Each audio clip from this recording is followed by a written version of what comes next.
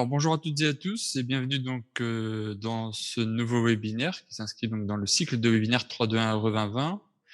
Ce cycle de webinaire touche bientôt à sa fin parce que de mémoire il en reste encore que 3. Je vous donnerai un petit peu plus tard donc la date du prochain. Concentrons-nous sur le webinaire du jour. Donc aujourd'hui, donc en compagnie de Maxime. Bonjour Maxime. Bonjour. On va présenter le webinaire qui s'intitule donc Démarrer une analyse de cycle de vie RE 2020 avec le modèle BIM. Et pour ma part, donc, j'animerai donc les questions que vous auriez tout au long de la présentation. Je les poserai en fin de parcours et puis on se chargera donc bien entendu de répondre à ces dernières. Donc l'ordre du déroulé, donc on va commencer par un petit rappel du flux OpenBeam et puis directement après on va passer donc dans le vif du sujet donc avec une démonstration. Donc là c'est Maxime qui vous présentera les choses. Et comme je vous indiquais, donc le prochain webinaire donc aura lieu le 4 juin pardon, donc la semaine prochaine. Et donc là on est sur un webinaire ajouter les maîtriser manuellement et réaliser l'ACV RE 2020.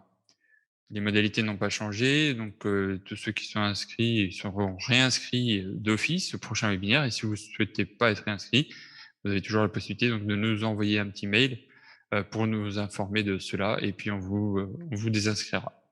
Et toujours la même URL pour revoir les replays et vous inscrire au prochain, donc l'URL qui est indiquée donc, sur cette slide. Voilà. Pour ma part, je vais passer la main à Maxime Ouais. pour le début de la démonstration. Tac, normalement, c'est mon écran qui apparaît. Oui. Donc, dans un premier temps, ici, je vais vous faire un rappel du flux OpenBeam donc, mis en place pour la RE. Donc là, on est sur la partie, donc la réalisation d'une analyse de cycle de vie à partir d'un modèle BIM. Donc ici, au niveau du flux de travail que l'on va avoir, donc il nous faut un modèle architectural 3D. Donc le modèle architectural 3D en fait va permettre de réaliser la simulation énergétique. Donc ça c'était l'objet des deux précédents webinaires. Ici donc pour la partie énergie donc de l'étude RE 2020. Et à partir de cette étude énergie en fait on va récupérer donc le fichier R7 récapitulatif standardisé d'études thermiques qui est le fichier donc qui était le fichier RT 2012 qui aura sûrement le même nom en RE 2020. Et ce fichier R7 plus le modèle architectural nous permettra de réaliser donc l'analyse de cycle de vie, donc le volet carbone de l'étude RE 2020. Bon, j'ai mis en amont le plan 2D, c'est-à-dire que le modèle architectural, il peut être généré à partir de différents outils. Pour faire donc un plan, peut être généré à partir d'un plan 2D dans les différents outils. Pardon. Donc ici, tout ça avec la plateforme BIMserver.center qui est un peu au centre, qui permet tous les processus d'actualisation, de synchronisation des modèles. Donc ici, au niveau de la partie démonstration, alors qu'est-ce qui va se passer? Nous, on va s'intéresser sur ce webinaire uniquement à la partie donc analyse de cycle de vie ici. Donc on a en amont, ça faisait l'objet des précédents webinaires, donc pour récapituler un petit peu. Donc en amont, on a eu un modèle architectural qui peut être réalisé avec différents outils, on vous l'a déjà présenté. Ensuite, on a créé un modèle analytique qui peut être réalisé avec un logiciel qu'on développe chez CIP qui est OpenBeam Analytical Model. Et puis ensuite, on a fait la simulation énergétique avec CIPterm RE 2020. Donc ça, c'est l'objet des trois précédents, des quatre même, je dis une bêtise, 3 ou 4 précédents webinaires qui ont été, que l'on a déjà fait. Au milieu de tout ça, on a à chaque fois la plateforme BIMserver.center qui permet le partage des maquettes, puisqu'on travaille avec des formats standards IFC, et l'actualisation de ces mêmes maquettes. Ici, on va nous s'intéresser à la partie analyse de cycle de vie, donc avec le logiciel Elodie. Alors, comme on peut le voir, on a différentes flèches qui arrivent vers l'analyse de cycle de vie. La flèche de la simulation énergétique pour le récapitulatif standardisé d'études thermiques. La flèche du modèle architectural parce qu'on va récupérer des métrés sur ce modèle BIM, c'est ce qui va être vraiment l'objet du webinaire ici, c'est récupérer les métrés du modèle BIM. Et il y a une flèche de la partie plan qui fera plus l'objet du webinaire de la semaine prochaine avec du métré manuel en fait. On récupère manuellement le métré sur les plans. Et à chaque fois, donc on a ici BIM Server qui permet donc de récupérer le R7, de récupérer le modèle architectural, et qui permet d'avoir ce flux en fait d'actualisation directement. Voilà. Donc ça, c'est un petit peu le flux de travail que je vais venir mettre en place ici au niveau de Elodie, donc by ici. Alors, pour ça, je vais d'abord vous présenter donc le projet sur lequel on vient travailler ici. Donc, le projet, je l'ai créé en amont. Hop, il est dans ma liste des projets. Voilà, c'est le projet que j'ai appelé. Je vais peut-être agrandir mon format. Voilà. 321 RE 2020, webinaire ACVB. Donc ici, c'est le projet que j'ai décidé d'utiliser pour ce webinaire. Donc on le voit en vue 3D, c'est une petite maison. Donc projet qui a déjà été démarré ici, suite à ce qui a pu être fait dans les précédents webinaires. C'est-à-dire que dans mon contenu ici, j'ai le modèle architectural, donc l'architecte m'a fait un modèle avec Revit, Archicad, Allplan, IFC Builder, CPCAD, le logiciel de modélisation 3D que vous souhaitez. À partir de ça, une personne est venue réaliser un modèle analytique pour que l'on ait toutes les informations nécessaires à l'étude thermique, donc notamment la notion d'adjacence entre locaux et la notion et les arêtes de notre projet. Et puis donc à partir de ça, un thermicien est venu réaliser l'étude thermique réglementaire, donc le calcul pas que du BBO mais le calcul complet, ce qui donne accès depuis bimserver.center au fichier R7, récapitulatif standardisé d'études thermiques, qui va permettre donc d'avoir les consommations de notre projet. Et une fois qu'on a tous ces éléments ici, eh ben on va pouvoir démarrer donc l'analyse de cycle de vie dans le logiciel Elodie by ICP. Donc logiciel qui est ici, donc j'ai déjà un projet, mais je vais en créer un. Elodie, on l'a développé donc en partenariat avec le CSTB, c'est-à-dire que donc chez CIP, on l'a connecté avec la plateforme BeamServer, et le CSTB fournit donc le cœur de calcul du logiciel. Et pour la prochaine réglementation, la base de données à solliciter, c'est la base INIES. Donc la base INIES est directement intégrée à l'outil. Donc ici, je vais créer un nouveau projet. Je vais l'appeler webinaire RE 2020 ACVBIM, par exemple. Et là, donc, je vais dire au logiciel que je veux sélectionner donc, le projet sur mon compte BeamServer. Donc le projet, c'est 321 RE 2020 webinaire ACVBIM. J'accepte. Et donc, le logiciel m'affiche ici donc, la petite vue 3D et me montre donc l'ensemble des fichiers que l'on a dans ce projet pour me demander qu'est-ce que je souhaite utiliser. Bah, ici, il me faut au moins l'étude RT 2012 pour avoir les consommations, donc le récapitulatif standardisé d'études thermiques. Et je vais prendre, bah, vous le voyez ici, finalement, le modèle il a été fait avec IFC Builder, donc je vais prendre le modèle architectural. Le modèle analytique, je ne le prends pas parce qu'il ne me sert pas. Le modèle analytique, il a un impact uniquement pour réaliser la simulation énergétique. Je choisis mes deux fichiers, j'accepte, et donc une fois que j'ai fait ça ici, bah, on va arriver dans l'interface du logiciel Elodie by ICP. Donc interface qui se divise en deux parties. Ici, la première partie, c'est la partie maîtrise du modèle BIM. La deuxième partie, c'est la partie analyse de cycle de vie. Ici, moi, je vais surtout me préoccuper pour ce webinaire de la partie maîtrise du modèle BIM. La partie analyse de cycle de vie, ça fera l'objet vraiment en plus détaillé du prochain webinaire. Donc n'hésitez pas à vous inscrire. Donc ici, je retrouve mon modèle et je vais retrouver ici l'ensemble des entités IFC qui sont présentes dans ce modèle.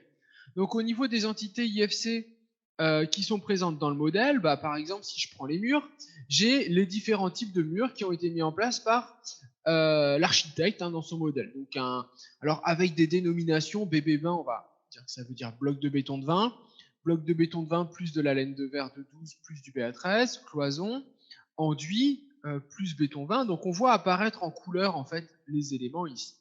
Alors je peux ici faire des coupes, par exemple de ma vue, hop, ici, et puis les cloisons, bah, je les vois apparaître en bleu. Alors on a des possibilités de gestion des calques. Hop, si je cache le modèle BIM, ça va pas être pratique, mais je peux masquer l'étude parce que l'étude RT me donne accès à une visualisation de couche ici, mais je vais la masquer. Donc là, j'ai que le modèle architectural et à chaque fois, je vois apparaître le mur que je choisis en bleu. Soit, donc là, je vois apparaître les types. Après, dans chaque type, si je prends ma cloison, bah, j'ai les différents murs du type. Vous voyez, c'est celui-ci que je viens de sélectionner avec ses caractéristiques. Je peux également cliquer sur un mur et j'y arrive directement. Là, j'ai pris les murs, donc ici, mais je peux avoir la même chose avec les planchers ici, IFC Slab. On a donc euh, les caractéristiques IFC de l'élément avec la partie quantité. Donc ça, ces caractéristiques IFC de l'élément vont varier d'un outil à l'autre. En fonction des données que sont capables d'exporter les logiciels, ben, on va avoir plus ou moins de quantité, plus ou moins de propriétés IFC qui sont présentes au niveau de l'élément et que l'on pourra solliciter par la suite pour venir donc extraire le métré.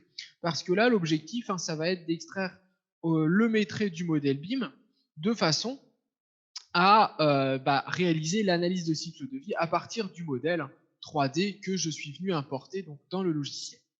Donc ici, j'ai les différents éléments, on voit. Donc on a des croix rouges qui apparaissent, c'est pour me dire qu'en fait, il n'y a aucun métré qui est réalisé à partir de ces éléments. En fait, il faut remplir ici, par exemple sur mon plancher, cette partie basse, et pareil au niveau de mes murs.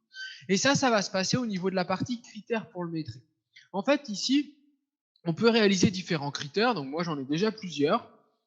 Et les différents critères, on peut dire qu'ils vont coller à l'architecte avec lequel on travaille. Ici, au niveau du projet, un architecte va tout le temps nommer, on va dire, ses murs ici de la même façon. Donc, par exemple, j'ai le type BB20 plus LV12 plus BA13. Bah, on a un mur bloc béton de 20 avec, donc j'en ai un sur le projet. Si je le visualise, ouais, il est ici. Vous voyez, tac, si je pousse un petit peu ça, on va y arriver. Voilà, il est ici ce mur. Bah, l'architecte, quand tu utiliseras ce nom-là, a priori, moi, je pourrais de mon côté toujours venir lier les mêmes fiches FDES. Là, l'objectif, ça va être de lier en fait des fiches FDES à des éléments du modèle. Donc en fait, avec la partie critères pour le métré, je vais pouvoir créer un nouveau critère. Alors ici, je vais l'appeler critère webinaire, par exemple, puisque je suis en train de faire un critère pour ce webinaire. Et dans le critère pour ce webinaire, mais je pourrais l'appeler critère architecte Monsieur Dupont, sans problème. Et à chaque fois, ce que je vais mettre ici pourra coller au projet de cet architecte et potentiellement, au fur et à mesure de l'avancement des projets que je fais avec lui, il faudra peut-être que je vienne renseigner de nouveaux critères. Mais j'ai déjà une base de travail en fait qui pourra être utilisée en fonction de l'architecte, par exemple, avec qui je travaille. Donc là, au niveau des critères, je vais l'éditer. Alors la partie structure des chapitres, je ne l'utilise pas ici parce que l'objectif, c'est de faire une analyse de cycle de vie, donc RE 2020. Donc on a déjà les chapitres qui sont définis dans la réglementation. La partie structure des chapitres, c'est pour faire une ACV générique. On peut créer ses propres chapitres au niveau donc, de son projet. Et là, je vais pouvoir créer mes règles de métré ici. Donc par exemple, la première règle de métré, alors, ce que je vais faire, c'est que je vais métrer les murs, on va dire. Donc, par exemple, ici, je vais métrer, donc j'ai des murs avec, donc il faut connaître un petit peu le projet, de l'enduit plus du bloc béton. Donc là, je vais faire un premier critère de métré pour l'ensemble des murs extérieurs qui ont de l'enduit et du bloc béton de 20. C'est ce qu'il y a en majorité sur mon projet. Et donc, je vais commencer par faire une sélection ici. Et je vais dire au logiciel donc, que je veux faire une sélection avec l'opérateur logique OU. C'est-à-dire que sur le projet, j'ai deux types de murs qui ont de l'enduit et du bloc béton. Donc, si le nom, on va travailler avec le nom de l'élément. Si le nom de l'élément est égal à, et là, je retrouve tous les noms des éléments qui sont présents. Donc, d'abord ici, j'avais l'ensemble des paramètres IFC qui existent dans le modèle. Donc, j'ai choisi name. Et quand le name est égal à, donc ici, on a l'ensemble des noms qui existent dans le modèle. Donc, je vais prendre, tac, c'est où ce mur enduit 1.5 plus BB20. Je veux sélectionner ce mur-là, et de la même façon, je vais refaire un autre avec un mur qui aurait, alors je vais effacer, mais qui serait celui-ci. Voilà. Donc là, en fait, je dis au logiciel que quand, pour la règle que j'ai appelée enduit, alors si je veux être plus précis, je vais mettre enduit 1,5 plus béton 20, dès que c'est enduit 1,5 plus béton 20, si on a un mur qui s'appelle enduit 1,5 plus béton 20 plus laine de verre 12 plus BA13 ou un mur qui s'appelle enduit 1,5 plus BB20, on va y appliquer en fait la fiche FDES que je définis dans la partie basse. Donc avec le plus, je vais aller chercher la fiche dans la base de données. Donc par exemple ici, d'abord le mortier, par exemple. Donc on a des outils de recherche qui sont disponibles. Donc par exemple, j'ai revêtement extérieur de façade en mortier d'enduit minéral. J'arrive dessus, donc on a la fiche FDES avec les informations générales de la fiche. Donc là, je suis en train de piocher dans la base IS. J'ai les unités fonctionnelles, la partie santé, confort, indicateurs environnementaux. Donc tout n'est pas rempli parce que je suis sur des données environnementales. Mais si je vais chez un fabricant, ici je suis chez Saint-Gobain, j'ai les informations de santé et de confort, par exemple. En fonction de ce que je choisis, je vais avoir les données. Voilà, ici, donc j'ai pris celle-ci. Il me conseille des lots pour ranger cette fiche ensuite. Et donc, quand j'accepte, j'ai la fiche qui arrive, qui se lit. Je vais choisir les lots. Il me proposait le lot 6.1, 6.2 ou 6.3 qui correspondent à revêtement, isolation ou doublage extérieur. Le 6.1, nickel. Donc, ça veut dire que lors de l'analyse de cycle de vie, cette fiche se rangera dans le lot 6.1 pour le projet.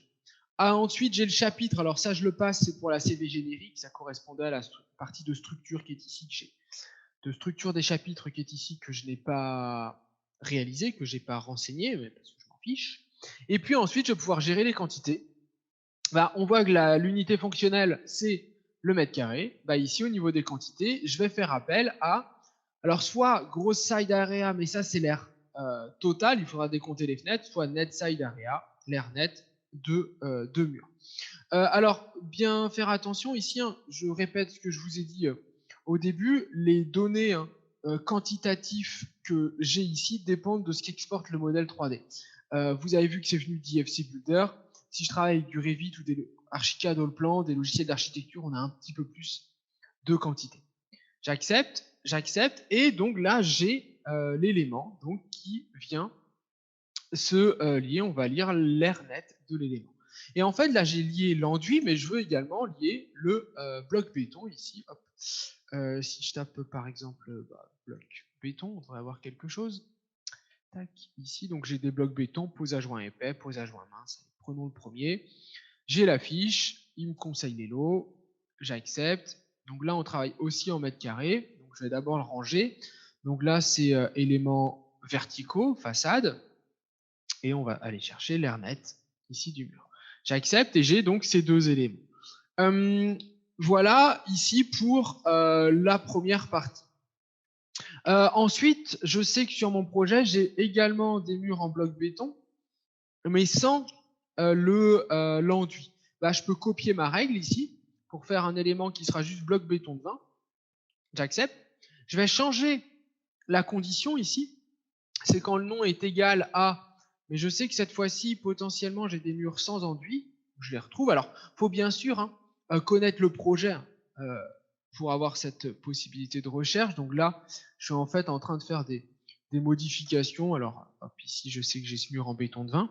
Et en fait, je vais réappliquer une règle, mais sans l'enduit. Donc j'ai une première règle pour les murs extérieurs avec l'enduit et le béton comme fiche FDES qui sont liés. Une deuxième règle avec uniquement du béton. Ensuite, je vais pouvoir, pourquoi pas, ajouter les éléments quand j'ai de l'isolant ici. Donc par exemple, c'est de la laine de verre. On est à 12 cm sur les parois intérieures ici et sur les parois extérieures ici. Je vais pouvoir appliquer en fait une seule règle directement.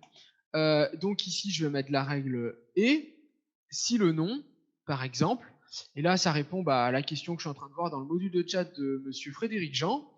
Si la condition c'est contient, ça veut dire que dès que l'élément contient, alors je vais aller chercher LV12 pour être sûr de faire la bonne, le bon choix. En fait, dès que l'élément contiendra LV12 ici, j'accepte. eh ben, il va appliquer la fiche que je mets là. Alors j'aurais pu le faire avec BB20 avant, hein. Ça aurait pu être exactement pareil. C'est juste que je le fais, je vous montre différents modes, hein, de saisie. Après, à vous de voir ici comment vous souhaitez le faire.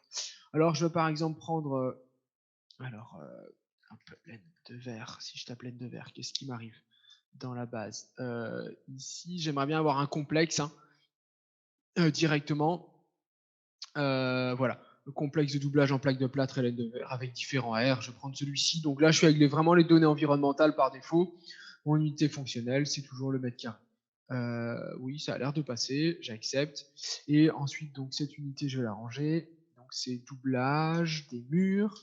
Et je vais raisonner, on est toujours sur la rate. Okay, donc là, voilà, j'ai fait avec l'entité contient. Donc ça veut dire que tous les éléments qui contiennent le terme LV12 se verront appliquer la fiche FDES qui est ici. Et puis une dernière, allez, règle pour les cloisons. Ici, hop, bah là, les cloisons, je vais travailler directement avec le nom. Je sais qu'il y a des cloisons 7248. Voilà, quand le nom est égal à, on va aller chercher hop, dans la base de INIES. Si je tape cloison, je devrais avoir des cloisons 7248. Ici, on en a différents. Si je tape, on va aller chercher une cloison standard en plaque hostile. Par exemple, 7248, où est-ce que je trouve ça? Bon, je vais prendre la première ici, par exemple. Et on va la ranger de la même façon. Je la range, donc c'est les lots qui sont cloisonnement, cloison et porte intérieure, et on raisonne avec l'air. Alors ici, je raisonne tout le temps avec l'air en fonction des éléments que j'ai pris, mais en fonction des projets, hein, on pourra avoir une possibilité de raisonner avec les volumes ou les autres quantités, hein, qui sont présentes. J'accepte. Donc là, j'ai fait par exemple sur ce critère que j'ai appelé critère webinaire, 4 règles de métrée. Donc j'accepte ces règles. Je pense que ces règles vont me permettre d'avoir l'ensemble des vérifications sur mes murs. Je vais fermer l'ensemble des métrés, pardon, de récupérer, de lier tous les métrés de mes murs à des fiches FTES. Je vais fermer, et quand je fais ça, en fait, vous voyez, donc j'ai des checks verts qui se mettent. Donc IFC Wall, j'ai un check vert, ça veut dire que tous les éléments qui sont dans les IFC Wall ont un métré qui sont liés à une fiche FDES. Alors, lui, il ne va pas contrôler, hein, s'il y a eu une erreur ou pas, mais tous les éléments qui existent dans les IFC Wall sont liés à une fiche FDES. Et donc là, je peux regarder, par exemple, pour le BB20, il m'a bien lié ça à bloc de béton, pose à joint mince, avec la colonne B, c'était l'air. Donc 5,33, on est à 5,32 quelque chose, donc il arrondit à 5,33. Ensuite, ici, j'ai bien le bloc de béton avec le doublage, donc on a bien les deux éléments. Et vous voyez ici, on a le code 2 et 3. C'est tout simplement que dans le critère de métrée, ça fait référence à la ligne 2 et à la ligne 3. Ensuite, donc j'ai les cloisons qui font référence à la ligne 4. Donc soit j'ai l'ensemble, soit je peux aller dans le détail en cliquant sur chacune d'entre elles. Pareil, donc ici j'ai l'enduit et le bloc de béton de 20, et là donc on a les autres, hein, ici l'ensemble des éléments. Donc on retrouve de cette façon le métré donc de l'ensemble des éléments qui est directement accessible, visualisable ici. Alors une fois, donc il faudrait faire l'ensemble des règles ici au niveau des critères. Alors je l'ai déjà fait en amont, j'ai ici un mapping qui s'appelle mapping maison individuelle qui résonne sur le même principe. Donc j'ai rajouté les dallages, j'ai rajouté les cloisons, etc. ici. Et une fois que c'est ça, je peux fermer. Et donc là, j'ai appliqué l'ensemble des règles ici. Et on retrouve donc la même chose pour les IFC slabs, donc les planchers par exemple. Alors juste pour les règles, par exemple, on a fait une règle sur les revêtements de sol en céramique.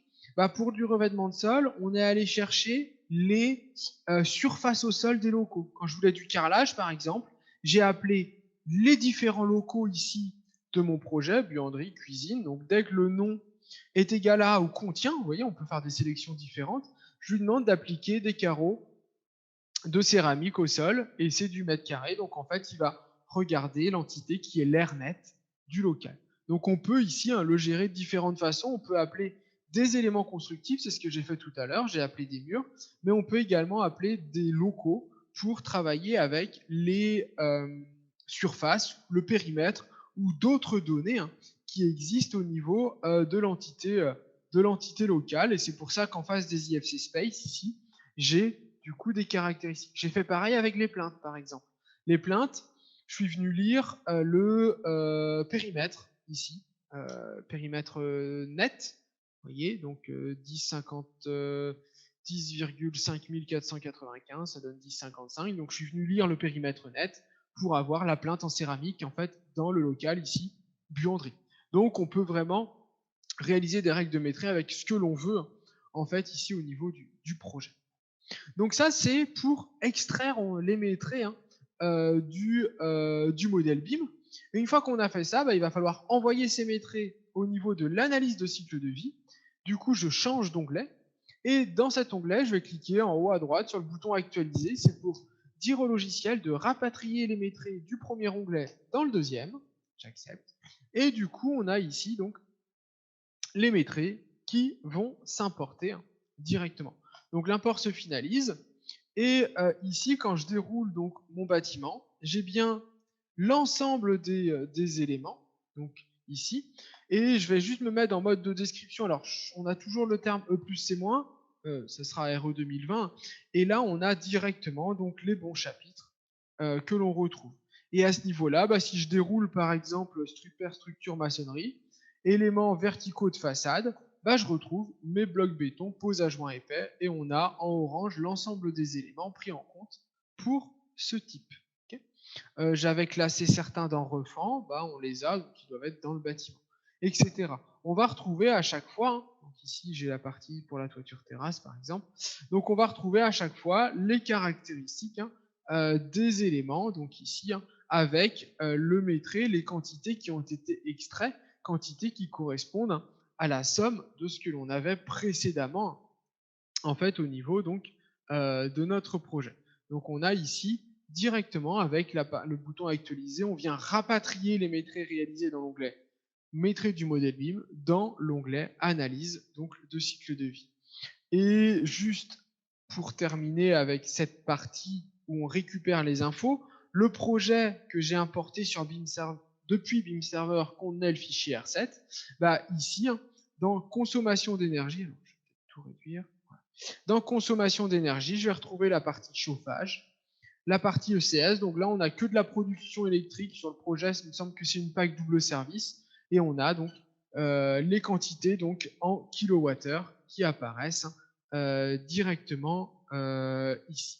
Okay, donc on a l'ensemble des données qui sont directement issues du modèle BIM. Voilà. Donc là, ici, j'en ai terminé avec ma présentation. L'objectif ici, c'était vraiment de détailler comment on pouvait donc démarrer une ACV à partir du modèle BIM. Mon analyse de cycle de vie, elle n'est pas terminée parce que notamment tout ce qui est VRD, je ne l'avais pas dans le modèle 3D. Il faudra venir l'ajouter et c'est ce qui fera l'objet du webinaire. Donc là, si je ne dis pas de bêtises, c'est la semaine prochaine qu'il est prévu où là on viendra, donc je repartirai de ce modèle et je l'affinerai, je terminerai pour du coup pouvoir réaliser une analyse de cycle de vie complète et générer donc les différents documents récapitulatifs de l'étude. Voilà. Ashraf, je te laisse Très bien, reprendre la Maxime. main. Merci pour la présentation. Je vais passer aux questions. Je vais peut-être devoir repartager ton écran. Ouais. Première question, peut-on importer les EFC et le R7 depuis un disque local ou obligatoirement depuis bimserver.center? Alors, hop, je voudrais juste remettre mon écran parce que je crois que j'ai coupé le partage. Oui. Alors, peut-on importer un IFC et le R7.2 Pour l'IFC, non, ça va pas être possible. L'IFC, il doit forcément être hébergé sur bimserver.center. Et le démarrage du projet avec un modèle 3D doit uniquement se faire avec le modèle 3D sur bimserver.center. Pour voir comment le faire en fonction des logiciels que vous utilisez, n'hésitez pas à revisualiser le premier webinaire du cycle qui détaille comment monter des modèles 3D sur bimserver.center. Par contre, le R7, lui, n'est pas obligatoirement sur BeamServer.center. Par exemple, un bureau d'études qui utilise Elodie, mais qui a un modèle IFC issu de Revit et un fichier R7 issu d'un logiciel ClimaWind, Perenni, Pléiade, voilà, j'en ai cité 3, on peut ici injecter un R7 dans le projet. Donc on n'est pas obligé d'avoir un fichier R7 issu sur BeamServer.center, on peut le réinjecter dans le projet directement. Le fait de passer sur BeamServer.center, ça facilite notamment beaucoup de travail au niveau de tout ce qui est zonification et ces choses-là. Très bien. Deuxième question. Alors, je ne sais plus si tu avais répondu un petit peu directement lors de déroulé de ta présentation. Je la repose au cas où. Les unités sont-elles consolidées en cas de sélection par plusieurs règles de maîtrise d'une seule et même entité? Unités. En fait, les unités, je vais pas les gérer. C'est la base Ignace qui me propose les unités. Alors là, sur ce que je vous ai présenté, j'avais que du mètre carré, parce qu'il y a beaucoup de mètres carrés dans la base Ignace. Mais par exemple, si au lieu du bloc béton, j'avais pris du voile béton, donc du mètre cube, le logiciel aurait pu être capable, hein, sans problème, de maîtriser. Donc c'est à moi, par contre, ici, de venir dire que je vais pas travailler en Airnet, mais peut-être, je dis une bêtise, mais 20 fois B, ça me permet de faire une formule ici, et du coup j'aurai l'épaisseur 0,2 fois B, l'épaisseur fois l'Airnet, et je pourrais avoir un volume en fait ici. C'est l'unité fonctionnelle, elle est donnée par la base Ignace. Après, dans la partie maîtrise, c'est moi qui gère comme je le veux pour que ce qui sera calculé corresponde à la quantité, à l'unité fonctionnelle qui est plus haut. Donc on peut très bien avoir sur un même mur un isolant qui est métré en mètres carrés et du voile béton en mètres cubes. Il faut juste, quand on renseigne ici, quand on fait le lien avec les fiches FDES, bien faire attention à ce que l'on choisit en fait ici. Très bien. Troisième question, observation.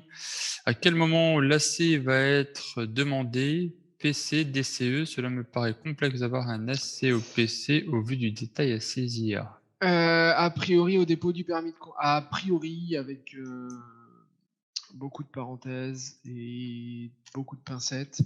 Au dépôt du permis de construire, ce serait juste un engagement au niveau de la CV. Et de toute façon, pour l'achèvement de travaux, on serait obligé de remettre vous seriez obligé de remettre un fichier RS2E, donc récapitulatif d'études environnementales complet. Et ce récapitulatif complet sera généré uniquement par des logiciels d'analyse de cycle de vie, parce que l'analyse de cycle de vie arrive après l'étude d'énergie. Donc en fait, en l'achèvement de travaux, du moins, il faudra avoir réalisé l'analyse de cycle de vie. Bien. Est-il possible de rectifier les quantités importées depuis un modèle BIM? Oui, ça fera plus l'objet du prochain webinaire, mais ici, tout ce qui a été importé, fondation, j'ai rien, mais mes murs, par exemple, c'est des données ouvertes. Il m'a calculé 229,311 mètres carrés. Si je suis pas d'accord et que je veux 600, je mets 600. Mon calcul, il sera ensuite avec les 600. La partie maîtrise du modèle BIM, c'est juste un assistant pour remplir toutes les cases de quantité de l'analyse de cycle de vie. Mais après, je fais ce que je veux quand je suis dans l'analyse de cycle de vie. J'avais fait un webinaire là-dessus au début du cycle sur et la différence entre Elodie by CP, qui est le logiciel que vous avez devant vous, et Elodie CSTB, qui est l'applicatif en ligne, le web service. Quand je suis dans l'onglet analyse de cycle de vie, je suis exactement comme si j'étais sur le online de Elodie. Donc je peux tout faire manuellement dans cette partie. La partie maîtrise du modèle BIM, c'est juste un assistant qui permet de récupérer rapidement des quantitatifs. Très bien. Pour l'Elo 8, 9, 10, 11 et 12, le logiciel prend quelle valeur? Monsieur, donc je crois que c'est Ali Aziri qui pose la question. C'est ça. Et je vous propose d'assister au webinaire de la semaine prochaine. Très bien. Dernière question pour le moment. Le cloisonnement est-il obligatoire pour réaliser une ACV? Je saurais pas vous dire, il n'y a aucun texte réglementaire, il n'y a eu aucune information sur le champ d'étude de la CV. Donc je saurais pas vous dire. Ça me semblerait quand même étonnant qu'on ne mette pas le cloisonnement, mais je ne saurais pas vous dire. Monsieur Rivet qui nous dit que c'est obligatoire pour les ACV actuels, oui, ça l'est. Après, c'est plus, par exemple, je vous ai montré les plaintes, est-ce qu'on poussera le détail jusqu'à ce niveau? Voilà. Pour l'instant, il n'y a pas le champ de réalisation de la CV n'a pas été établie, donc je ne saurais pas vous dire. Parfait, et je reviens sur la toute première question, un peu d'ordre commercial qui m'a été posée. Quelles sont les conditions d'accès à Elodie by CP? Alors c'est monsieur Brossard qui posait la question, donc je vous informe que Elodie by CP, tarif public, il est à 700 € hors taxe. Ensuite, c'est au cas par cas en fonction de si vous avez un contrat de service ou si vous avez une version, de Elodie, CSTB et cetera. Il y a des remises qui s'appliquent. Dans votre cas, notamment monsieur Brossard, vous êtes en contrat de service, donc par défaut, vous avez une remise de moins 40 si vous souhaitez vous équiper d'Elodie by CP. Voilà. Mais s'il y a d'autres participants, qui sont intéressés par avoir plus de détails en fonction de leur licence, et cetera, je vous invite plutôt à nous, solliciter au service commercial, et là, on verra ça donc, de manière personnalisée en fonction de vos demandes. Mmh. Je crois qu'on a fait le tour des questions, Achraf. Moi, j'ai tout passé en revue. Il y en a pas eu d'autres qui sont arrivés entre-temps. Organisez-vous des formations? Oui, bien sûr, Nora. Je te laisse peut-être compléter ma réponse, Ouais, Maxime. là, donc, pour l'instant, le logiciel que je vous ai présenté, hein, comme ce qu'on avait fait sur la partie énergétique, on est encore avec des calculs pour le label énergie carbone. On attend les finalisations de nos outils pour la RE 2020. On propose, bien sûr, on proposera des formations donc pour la partie énergie avec CIPTM RE 2020 et pour la partie carbone avec EOD by CIP, mais adaptée à la RE. Donc, vous pouvez solliciter le service commercial pour ces formations, mais on a mis une date plutôt en juin pour former, pas sur le logiciel que vous voyez actuellement, sur le logiciel que vous voyez actuellement, mais avec le cœur de calcul RE 2020 intégré, ça sera quand même plus pertinent que vous suiviez une formation avec le logiciel adapté à la nouvelle réglementation. Donc, vous pouvez nous solliciter pour des formations, et pour l'instant, on ne donnera pas de date. On reviendra vers vous quand on aura le logiciel finalisé pour la RE. Bien, une question qui vient d'arriver. Est-il possible d'ajouter des fiches fabricants? La réglementation au niveau, donc ici, je vous ai dit, hein, pour les critères, je pioche, que ce soit critères ou analyse de cycle de vie, je pioche dans la base Ignes. La base Ignes, intègre des fiches fabricants. On peut également, autre que la base, utiliser des configurateurs. Il y a un configurateur du CTICM, il y a Betty pour le béton, il y a des configurateurs bois qui permettent de créer des fiches FDES pour l'analyse de cycle de vie.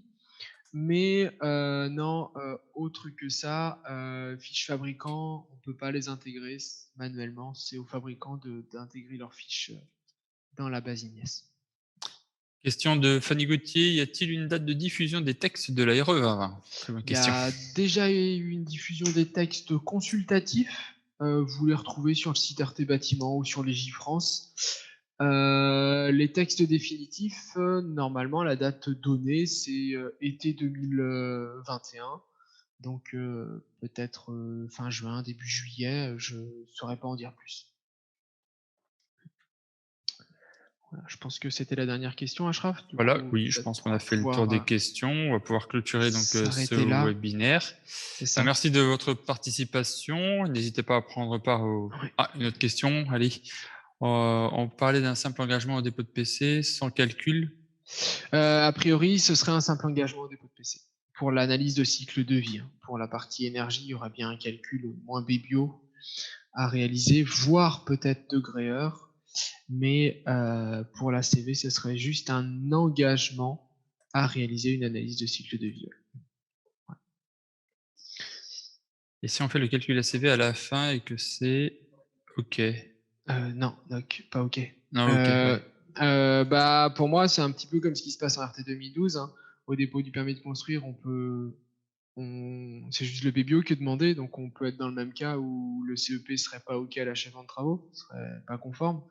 Je pense qu'il y a quand même après ce sera à voir, mais peut-être une ACV à réaliser quand même, juste pour assurer le coup au dépôt du permis de construire. Ouais, mais pour l'instant, moi, j'ai pas forcément plus d'infos que vous, hein. Là-dessus, j'ai les textes réglementaires, ces choses-là, mais pas beaucoup plus d'infos que vous à ce niveau-là. Il faut attendre la sortie des textes officiels pour en savoir plus. Voilà. Parfait. Et ben, merci à tous de votre participation. Et puis, on vous dit à très bientôt. Ouais. Merci à Et bonne journée tous. à vous. Bonne journée, bon week-end. Merci. Au Au revoir. revoir.